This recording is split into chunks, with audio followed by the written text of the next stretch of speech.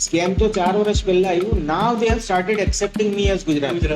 એક તો મારી સરનેમ हमारा जैसा जमाना था ना, ये सीगिरी છે. जमाना हमेशा यही था, तुम बदल गए. તો મને એવું કે યાર હું આટલો બધો ટેલેન્ટેડ માણસ અને મને સિલેક્ટ ન કર્યો એમણે, તો મને મારા સિનિયર્સોએ બહુ મારી લીધી વાટ લગાવી. 2008માં એક એક્સિડન્ટ થયેલો, train accident. I fail of Mumbai local. So I was between the platform and train for few seconds and I almost went to death. મારી દાદી બહુ સરસ વાત કહેતી હતી કે જેણે દાંત આપ્યા છે ને એ ચાવવાનું પણ આપશે. મારો ફેવરેટ તહેવાર ઉત્તરાયણ. કેમ કે સૌથી સસ્તો તહેવાર.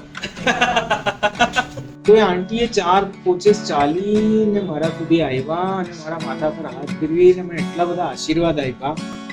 મને લોકો અશ્વિન મહેતા સમજી રહ્યા છે. આઈ નો ઇટ. સોશિયલ મીડિયા પર તમે કેટલા એક્ટિવ છો? ખૂબ. મારા ફોલોવર્સ નથી વધતા.